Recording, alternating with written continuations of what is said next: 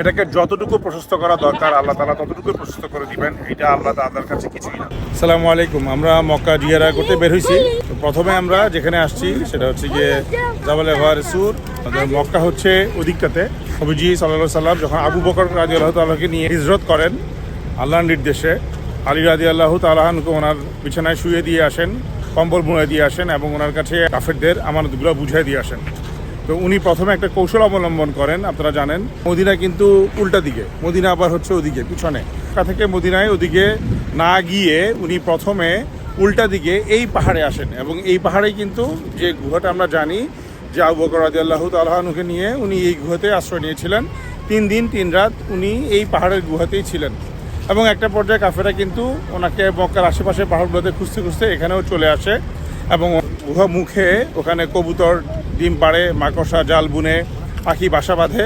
তো কাফেরা ভাবে যে এখানে মুহাম্মদ থাকতে পারে না বা কেউ লুকাইতে পারে না, কারণ এখানে যদি লুকাইতে তাহলে তো এই বাসাগুলো ভেদ করে যাইতে হইতো। আল্লাহ তাআলার এই কুদরত অভিনব উপায়ে ওনাদেরকে আলহামদুলিল্লাহ এই বিপদের হাত থেকে রক্ষা করেছেন। এবং আপনারা আবু বকর রাদিয়াল্লাহু তাআলা সম্পর্কে জানেন যে কতটাই নবীকে সঙ্গ দিয়েছিলেন। বেশ কিছু গর্ত ছিল এই গুহার দেয়ালে দেয়ালে, উনি সেগুলো কিন্তু মাটি দিয়ে বন্ধ করে রেখেছিলেন এবং একটা গর্ত শেষ পর্যন্ত খোলা ছিল, সেই গর্তে উনি পা দিয়ে সেই গর্তটাকে উনি বন্ধ করেছিলেন। এবং নবী সাল্লাল্লাহু আলাইহি ওয়াসাল্লাম আবু বকর রাদিয়াল্লাহু তাআলার উরুতে মাথা রেখে ঘুমিয়ে পড়েছিলেন। তো যখন একটা বিষাক্ত সাপ বা বিচ্ছু আবু বকর রাদিয়াল্লাহু তাআলার পায়ে কামড় দেয়, তার আনহুর চেহারা নীল হয়ে গিয়েছিল বিষের কষ্টে। তারপরেও উনি একটা বাক্য করেন নাই। যখন ওনার কষ্টে চোখের পানি নবীজি সাল্লাল্লাহু আলাইহি সাল্লামের গাল মুবারকে ফোঁটাটা পড়ে, তখন নবী সাল্লাল্লাহু আলাইহি সাল্লাম জেগে যায় এবং বলে যে আবু বকর কী ব্যাপার, তুমি কাঁদছো কেন? বলে হুজুর আমাকে কোনো একটা বিষাক্ত সাপ বা বিচ্ছু দংশন করেছে, সেই কষ্টে আমার নীল হয়ে গেছে। বলে তুমি আমাকে জাগাও নাই কেন? যে উনি বলে যে পাছে আমার রাসূল, প্যারা রাসূল জেগে যায়। সো এটাই ছিল ওনাদের নবী প্রেম। তো নবী সাল্লাল্লাহু আলাইহি সাল্লাম ওনার থুতু মোবারক আবু বকরের রাদিয়াল্লাহু ওই পানে ক্ষতস্থানে লাগিয়ে দেয় এবং আলহামদুলিল্লাহ ওই ক্ষতস্থানটা সেরে যায়। আমরা এখন চলে আসছি নামিরা মসজিদের কাছে। এটা হচ্ছে নামিরা মসজিদ, যেখান থেকে নাকি হজের খুতবা দেওয়া হয় প্রতি বছর। এখানে সাধারণত জামাতের নামাজ হয় না, এমনি আপনি নামাজ পড়তে পারবেন। এটা শুধুমাত্র হজের সময় খোলা হয়। আমরা কিছুক্ষণ আগে নামিরা মসজিদে নামাজ পড়ছি, সেটা আরেক প্রান্তে, ওখান থেকে বেশ কিছুটা দূরে এখানে আসতে হয়। এটাই হচ্ছে জাবালে রহমত, যেখানে আদম আলাইহিস সালাম এবং হাওয়া আলাইহিস সালাম মিলিত হয়েছিলেন, যেখানে ওনারা ক্ষমা পেয়েছিলেন। আপনারা জানেন যে আদম আলাইহিস সালাম এবং হাওয়া আলাইহিস সালামকে যখন দুনিয়াতে পাঠানো হয় তখন ওনারা দুনিয়ার 2টা প্রান্তে ছিলেন এবং আল্লাহ ওনাদেরকে দোয়া শিখিয়ে দিয়েছেন, রব্বানা যালামনা আনফুসানা ওয়া লাম তাগফির লানা ওয়া তারহামনা লানাকুনান্না মিনাল খাসিরিন। তো ওনারা সারাক্ষণ এই দোয়াটা পড়তেন, মাফ চাইতেন এবং এইখানে এসে আল্লাহ ওনাদেরকে ক্ষমা করেন এবং এখানে এসেই ওনারা দুজনকে খুঁজে পান। সো এটা হচ্ছে দোয়া কবুলের স্থান এবং এটাই হচ্ছে সেই হাসরের ময়দান। এই এন্টায়ার এরিয়াটা হাসরের ময়দান।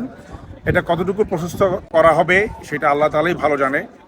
কিয়ামতের দিন আমরা দিন আবার পুনরুত্থিত হব, হাসরের শেষ বিচারের দিন। আবার আমাদের সবাইকে, এই কোটি কোটি বিলিয়ন বিলিয়ন মানুষকে, আদি লগ্ন থেকে একদম আদম আলাইহিস সালাম থেকে শুরু করে এই পর্যন্ত বা কিয়ামত পর্যন্ত যত মানুষ আসবে সবাই এই ময়দানেই সমবেত হবে। এটাকে যতটুকু প্রশস্ত করা দরকার আল্লাহ তাআলা ততটুকু প্রশস্ত করে দিবেন। এটা আল্লাহ তাআলার কাছে কিছুই না।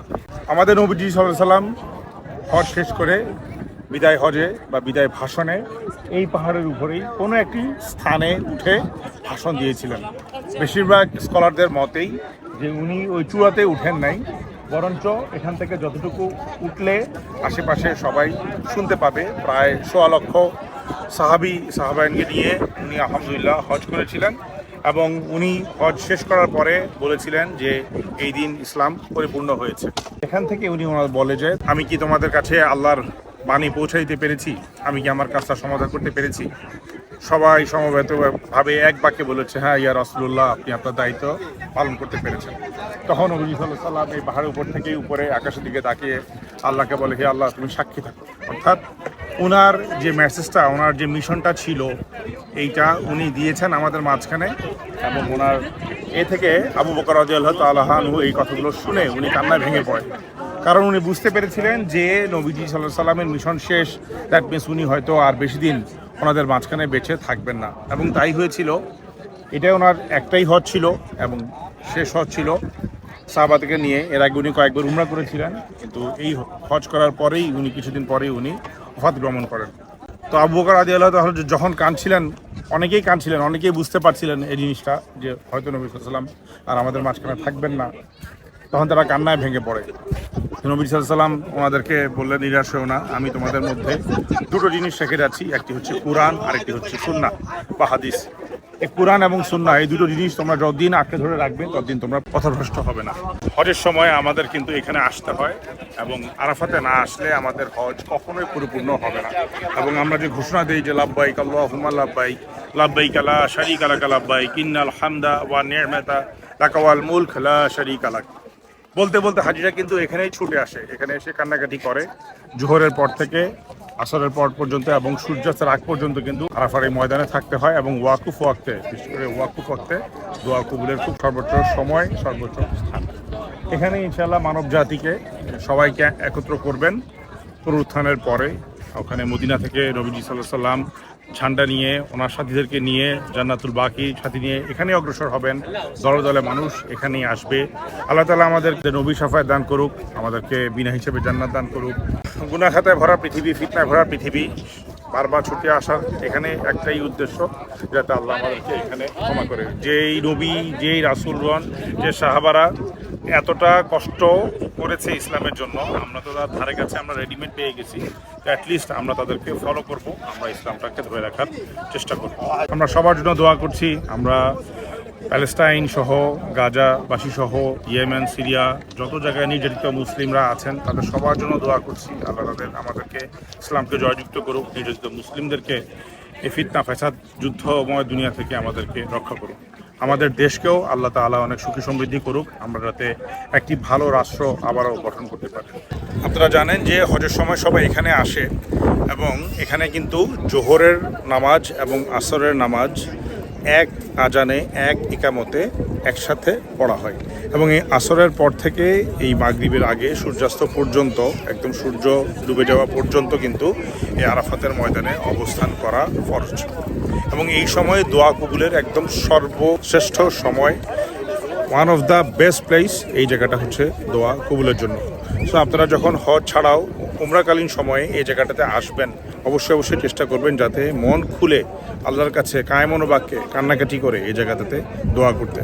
মনের সকল নেক দোয়া ইনশাল্লাহ পূরণ হবে এবং আমরা যাতে এখান থেকে শিশুর মতো নিষ্পাপ হয়ে ফেরত যেতে পারি। আমরা যখন ছোটোকাল থেকে খবরে দেখতাম তখন শুধু আমরা এই পাহাড়টাকেই দেখতাম, বিশেষ করে হজের সময় এই পাহাড়টাকেই আরাফার দিনে ফোকাস করা হয়। তো অ্যাকচুয়ালি আশেপাশে কিন্তু এই পুরোটাই আরাফার ময়দান। এই আরাফার ময়দানে থেকে মুজদালিফায় যেতে হয়, মুজদালিফা থেকে পাথর সংগ্রহ করা হয়। সেই রাতে মুজদালিফায় খোলা আকাশের নিচে আদম আলাইহিস সালাম এবং হাওয়া আলাইহিস সালাম রাত কাটিয়েছিলেন। সেইটা আল্লাহর খুব পছন্দের একটা কাজ, এজন্যই এটা হজের সঙ্গে জুড়ে দেওয়া হয়েছে। সেই মুজদালিফায় পাথর কুড়িয়ে আমরা আবার শয়তানের উদ্দেশ্যে আমরা পাথর বেড়ে তারপরে আমরা আবার মক্কায় ফিরে যাই। আরাফার ময়দান থেকে আমরা বেরোয় যাচ্ছি, এখন ইনশাল্লাহ যাবো মিনায়। একটা কথা মনে পড়লো যে যখন আমরা হজের সময় আসি শুধুমাত্র দুটো ইহরামের কাপড় বেঁধে, এই ধরনের সাদা দুটো কাপড় দিয়েই কিন্তু আমাদেরকে দাফন করা হবে, কবরে রাখা হবে এবং কিয়ামতের দিন কিন্তু আমরা এই ধরনের কাপড় পরেই আবার পুনরুত্থিত হব। এখন আমরা যে ঘোষণা দেই হজে এখানে এসে লাব্বাইক আল্লাহুম্মা লাব্বাইক, লাব্বাইক লা শারীকা লাক লাব্বাইক, তো মৃত্যুর আগেই অনেকটা কাপড় পরে আল্লাহর কাছে হাজিরা দেওয়া, সারেন্ডার করা যে আল্লাহ আমি হাজির, আমি হাজির, আমি হাজির, তুমি ছাড়া আর কোনো শরিক নাই, আল্লাহর একত্ববাদের ঘোষণা দেওয়া। সো এটা অনেক বড় একটা ইবাদত এবং এটা আল্লাহর কাছে অনেক বড় একটা পছন্দনীয় কাজ। বারবারই যখন এখানে আসি নিজেকে চিন্তা করব যে আমাদের কবরে যেতে হবে, এই দুনিয়াটা আসলে ধোঁকা ছাড়া আর কিছুই না। সামনে যে মসজিদ আপনারা দেখতে পাচ্ছেন এটাই হচ্ছে মুজদালিফা মসজিদ এবং এই দিকটা হচ্ছে মুজদালিফার ময়দান। আরাফার দিনটা শেষ করে হাজিরা মুজদালিফায় চলে আসেন এবং এখান থেকেই মূলত পাথর সংগ্রহ করে। এই যে দেখতে পাচ্ছেন এটা হচ্ছে আপনার মুজদালিফা। এবং আরাফার ময়দানে যেরকম আপনার এক আজান এবং এক ইকামতে জোহর এবং আসরের নামাজটা পড়া হয়, এখানেও কিন্তু ঠিক তেমনিভাবে সন্ধ্যার পরে আপনার এক আজান এবং এক ইকামতে মাগরিব এবং এশা নামাজ পড়া হয়। আমরা এখন চলে আসছি মিনাতে। এই যে সামনে আপনারা পাহাড়টা দেখতে পাচ্ছেন, আমি একটু জুম করার চেষ্টা করি। এই যে পাহাড়ে একটা গম্বুজ দেখতে পাচ্ছেন কিনা, এখানে একটি মিনার, ছোট্ট একটি মিনারের মতো করে রাখা হয়েছে এই জায়গাটাতেই বেসিক্যালি ইব্রাহিম আলাইহিস সালাম নিয়ে আসছিলেন ইসমাইল আলাইহিস সালামকে কুরবানি করার জন্য। এবং পথিমধ্যে 3 বার শয়তান এখানে প্রকাশ্যে দেখা দেয়। সে বারবারই কুপ্ররোচনা দিচ্ছিল যে এটা আল্লাহর নির্দেশ হইতে পারে না, তোমরা ভুল বুঝতেছ, বা এই ধরনের কিছু কুপরামর্শ দিচ্ছিল। এবং ইসমাইল আলাইহিস সালামকে বলছিল যে তোমাকে কিন্তু তোমার বাবা কুরবানি করার জন্য নিয়ে যাচ্ছে। ইসমাইল আলাইহিস সালামও কিন্তু উত্তর দিয়েছিল সেটাই আল্লাহর ইচ্ছা হয় সেটাই হবে। এবং ওনারা যে 3টি জায়গায় শয়তান আত্মপ্রকাশ করেছিল এবং ওই 3টি জায়গাতেই যেখানে পাথর মারে সেটাই হচ্ছে জামারা। সেটা আর একটু সামনে আমরা ওদিকটাতেও যাবো ইনশাআল্লাহ। এটা হচ্ছে মিনা রেলওয়ে স্টেশন। এখান থেকে মক্কা থেকে বা আরাফা থেকে এখানে কিন্তু ট্রেনে করেও আসা যায়। আপনারা নিচে দেখতে পাচ্ছেন এই যে পুরোটাই হচ্ছে মিনা।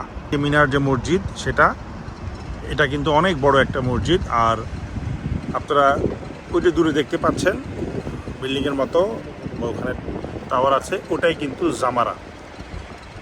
শয়তান বিভিন্ন জায়গায় অল্প কয়েকবার আত্মপ্রকাশ করেছিল নিজের স্বরূপে, তার মধ্যে এই জায়গাটা হচ্ছে অন্যতম। যখন ইব্রাহিম আলাইহিস সালাম ইসমাইল আলাইহিস সালামকে নিয়ে আল্লাহর নির্দেশে কুরবানি করার জন্য নিয়ে যাচ্ছিলেন, শয়তান এখানে এসে তাদেরকে ধোঁকা দেওয়ার চেষ্টা করে। 3টা জায়গাতেই মূলত ইব্রাহিম আলাইহিস সালাম শয়তানের উদ্দেশ্যে পাথর ছুঁড়ে মারে এবং শেষবার পাথর ছুঁড়ে মারার সময় শয়তান অদৃশ্য হয়ে যায়। এবং যে 3টে জায়গাতে এই পাথর ছোড়া হয়, এই বড় জামারা, ছোট জামারা, মেজো জামারা, আমরা 3টা জামারা বলে থাকি। ইব্রাহিম এবং ইসমাইলের সুন্নাহ অনুসারে হাজী সাহেবরা এখানে এসে জামারাতে পাথর ছুঁড়ে মারেন শয়তানের উদ্দেশ্যে। ইসমাইল আলাইহিস সালাম নিজে তার বাবাকে বলেছিলেন যে বাবা, ইব্রাহিম আলাইহিস সালামকে বলেছিলেন যে চোখ বেঁধে নেন, আমার মুখে কাপড় গুঁজে দেন এবং আমার হাত পাগুলো আপনি বেঁধে দেন যাতে আমার গোঙানির আওয়াজ আপনার কানে না পৌঁছায়, এবং আপনি আপনার নিজের চোখ বেঁধে নেন যাতে আমার মৃত্যু যন্ত্রণা আপনাকে দেখতে না হয়। তাহলে হয়তোবা আপনি আল্লাহর নির্দেশ অমান্য করার জন্য অপারগ হয়ে যেতে পারেন ছেলের প্রতি মায়ার কারণে। দেখেন বাবা এবং ছেলের কি পরিমাণ ইমানের দৃঢ়তা। এবং সিদরাতুল মুনতাহা থেকে যখন জিবরাইল আলাইহিস সালাম ইসমাইল আলাইহিস সালামকে আলতো করে সরায় নেন, ততক্ষণে কিন্তু ইব্রাহিম আলাইহিস সালাম অলরেডি ইসমাইলের গলায় ছুরি চালিয়ে দিয়েছেন। তো আল্লাহর কুদরতে ইসমাইল আলাইহিস সালামকে সরিয়ে জিবরাইল আলাইহিস সালাম নিমেষের ভিতরেই সেখানে একটি দুম্বাহ এনে দেন এবং সেই জায়গায় দুম্বাহ জবেহ হয়ে যায়। এবং এভাবেই আমরা কুরবানির যে প্রথা সেটা কিন্তু আমরা ওখান থেকেই পাই।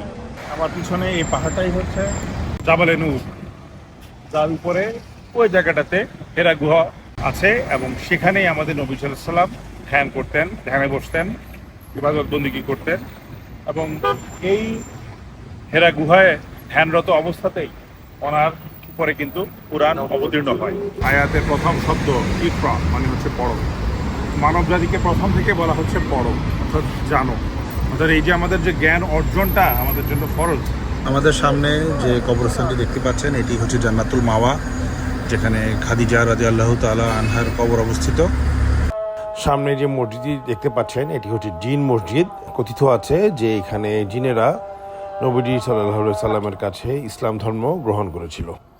এবং আজকে মক্কা জিয়ারা আমাদের এখানেই শেষ হচ্ছে।